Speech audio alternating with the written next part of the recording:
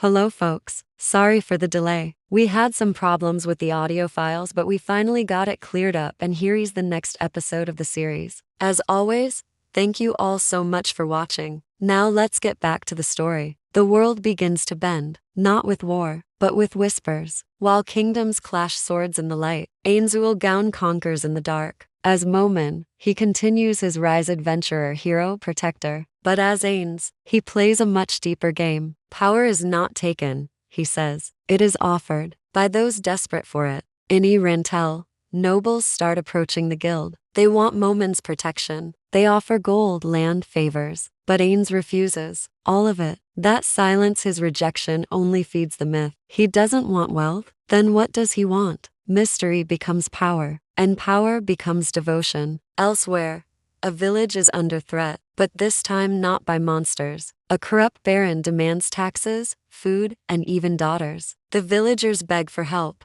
and one boy says, "Send word to the dark hero, Momon." The message reaches Rantel. Momon listens, and with Narbril by his side, he rides out. What follows is swift. The baron's guards challenge him. They last 3 seconds. The baron himself tries to flee. He doesn't make it past the front door, but Ains doesn't kill him. He kneels instead and speaks. "Tell your fellow lords, if you prey on the weak, I will come." The baron faints. And from that day forward, law returns to the region, not by crown or court, but fear of one man. In Nazareth, the guardians watch proudly. Demiurge says, "He's become more than a king. He's a symbol." Even Albedo whispers, "The world is falling in love with our Ain Sama." But beyond the mountains, in the kingdom of Baharuth, a magic caster named Flutter Paradine stares into an orb. He sees Momon, and he smiles. "I must meet him." And in a secret forest, Shaltir sharpens her lance. "Soon," she says, "if anyone touches him, I'll kill them all."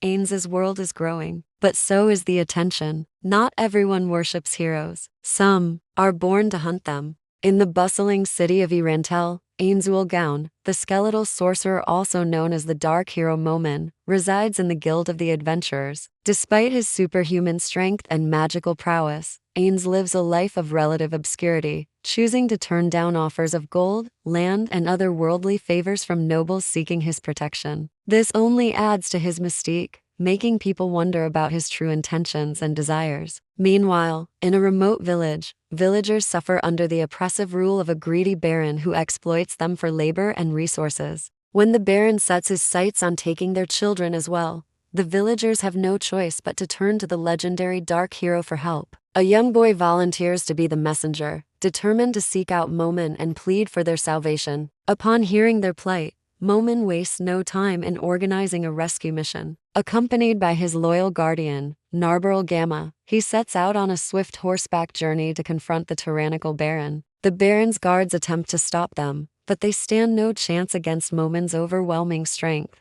Within seconds, they're all incapacitated, allowing Momon to continue on to the source of the trouble. When the baron hears of Momon's arrival, he attempts to flee through the front door, but it's too late. Momon confronts him and delivers a chilling warning, sending it back to the other nobles with a simple message: "Any who exploit the weak will face his wrath." Overwhelmed with fear, the baron faints at the mere threat, solidifying Momon's reputation as a champion of the downtrodden. This victory brings immense pride to Ains and his guardians back at Nazareth. Demiurge praises Momon for becoming a symbol of justice and a driving force for change in the human world. Albedo, too, is filled with admiration, recognizing the growing devotion that ordinary people have for Ains. However, not everyone shares this admiration. Far away in the kingdom of Baharuth, the Archmage Flutter Paradine watches Ains through his magic orb. He recognizes Ains's extraordinary power and decides that he must meet him. At the same time, Shaltir Bloodfallen emerges from a secret forest, sharpening her lance. She declares that anyone who dares harm Ains will face her wrath.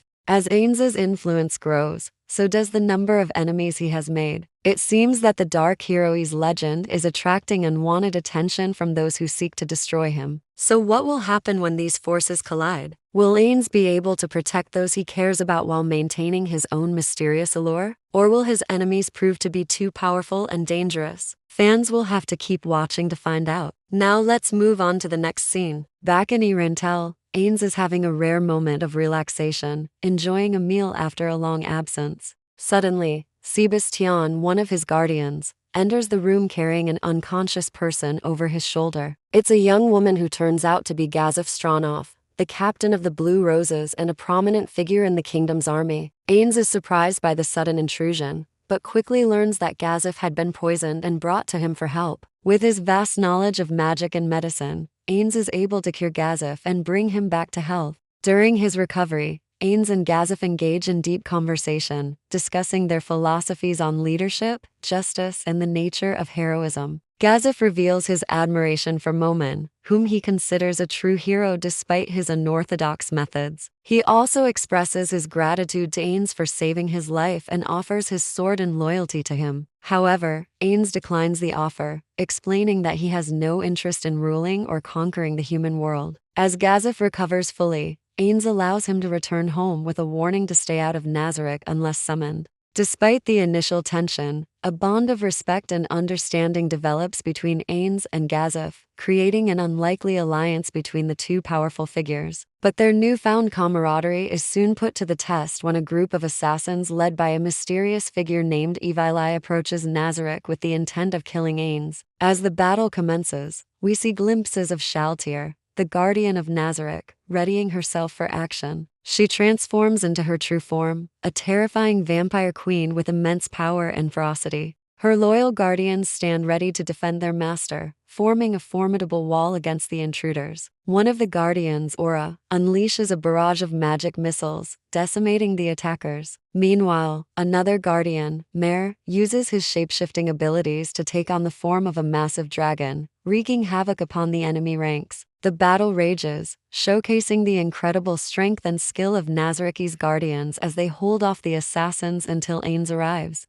With his skeletal visage and commanding presence, Ains joins the fray, effortlessly dispatching the remaining assailants. He reveals that he had anticipated this attack and had set a trap for Evili, ensnaring her in a cage of magic. Despite her defeat, Evili remains defiant, taunting Ains and vowing revenge. However, Ains shows mercy, sensing potential in the young assassin and offering her a place among his ranks. Intrigued by this proposition, Evili accepts and swears allegiance to Ains, becoming the latest addition to his growing empire. With the threat of the assassins neutralized, Ains and his guardians return to their daily routines. As peace returns to Nazareth, Ains reflects on the events of the day, realizing that his power and influence continue to grow. And so, dear viewers, we reach the end of yet another thrilling chapter in the tale of Ains Wilgown. As always, we'd love to hear your thoughts on the latest developments. Who do you think will join Ains and his growing legion? What challenges and adventures lie ahead for him and his companions? Feel free to share your theories and predictions in the comments section below. Before we part ways, remember to show your support by liking this video and subscribing for more epic tales. Until next time, stay safe and keep adventuring. As the sun sets over Nazareth, casting long shadows across the plains, Ains Wilgown, the enigmatic skeletal sorcerer, stands at the entrance of his great tomb. Behind him, the towering fortress seems to watch over the land like a silent guardian. Before him,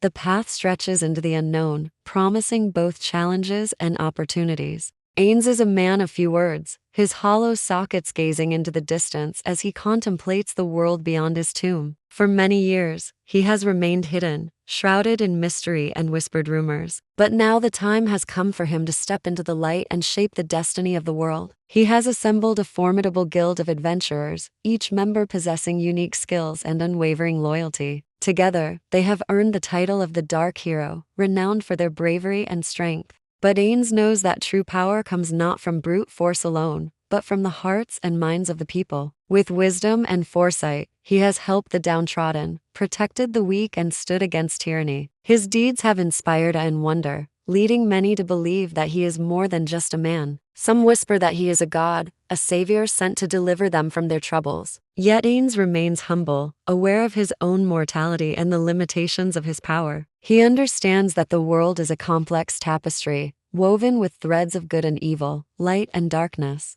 And he walks a fine line between them, seeking balance and harmony. His influence grows, attracting the attention of both allies and enemies. Some seek his aid, hoping to harness his strength for their own ambitions. Others fear his growing power and plot against him, dreaming of bringing him down. Ains faces these challenges with a combination of caution and cunning. He assesses each situation carefully, weighing the risks and benefits before making a decision. When confronted with aggression, he responds with calculated force, striking swiftly and decisively. But he is not without compassion. Ains possesses a deep sense of empathy, understanding the struggles and aspirations of the people he serves. He strives to be a beacon of hope in a world often consumed by darkness, reminding them that even in the darkest of times, the flame of courage can still burn brightly. And so, as the night deepens and the stars twinkle above, Ainsworth stands as a symbol of strength, wisdom, and compassion. His legend grows with each passing day, echoing through the ages and inspiring generations to come. Whether hailed as a hero or feared as a villain, Ains remains steadfast in his purpose, forever walking the path of the dark hero.